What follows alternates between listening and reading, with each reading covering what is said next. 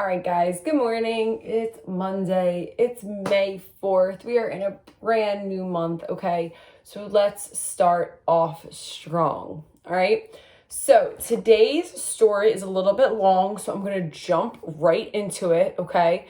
We do have new sight words for this week, so I'm going to link them.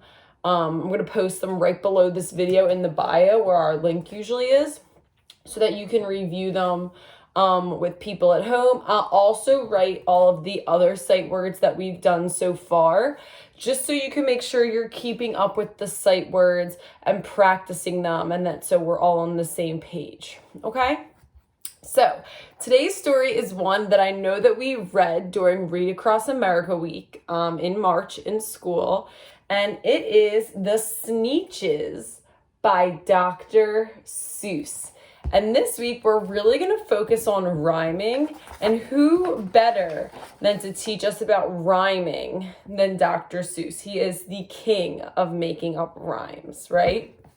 Okay, the Sneetches. Now, the star-belly Sneetches had bellies with stars. The plain-belly Sneetches had none upon theirs. Those stars weren't so big, they were really so small. You might think such a thing wouldn't matter at all. But because they had stars, all the star-belly Sneetches would brag. We're the best kind of Sneetch on the beaches. With their snoots in the air, they would sniff and they'd snort. We'll have nothing to do with the plain-belly sort.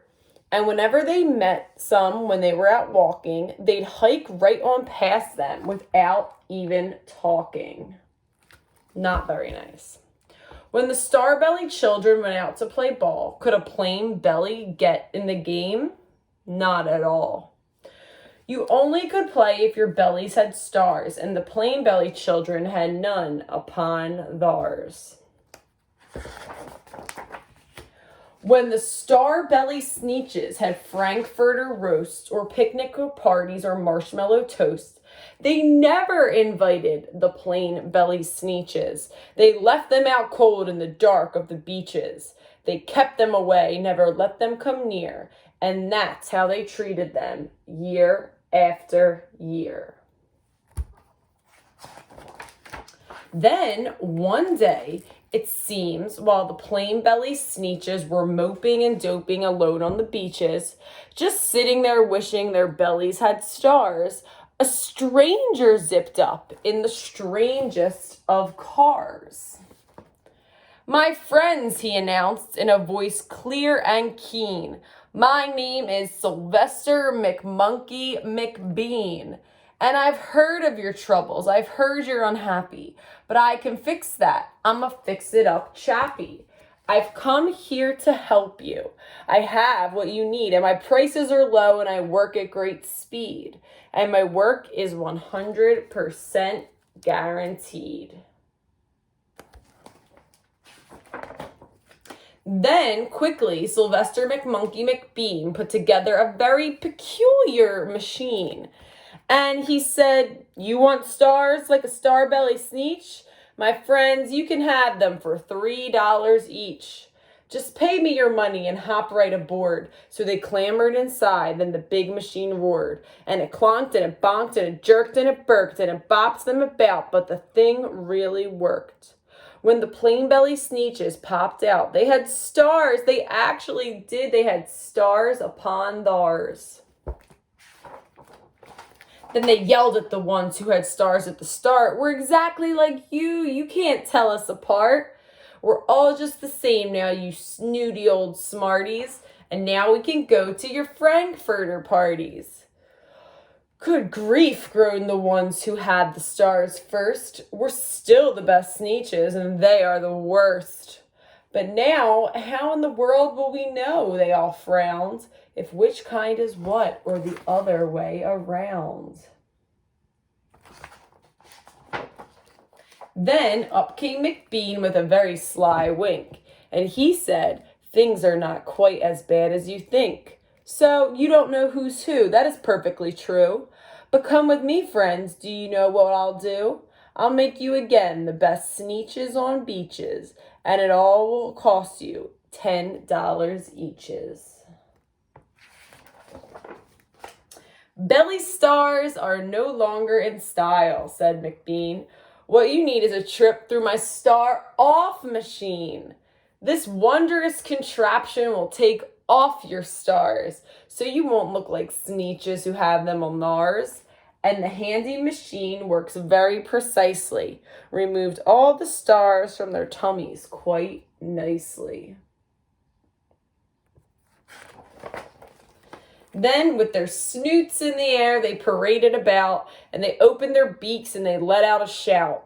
We know who is who, now there isn't a doubt. The best kind of Sneetches are Sneetches without. Then, of course, those with all the stars got frighteningly mad. To be wearing a star now was frighteningly bad. Then, of course, old Sylvester McMonkey McBean invited them into his star-off machine. Then, of course, from then on, as you probably guessed, things got into a really horrible mess. All the rest of that day on those wild, screaming beaches, the fix-it-up chappie kept fixing up Sneetches.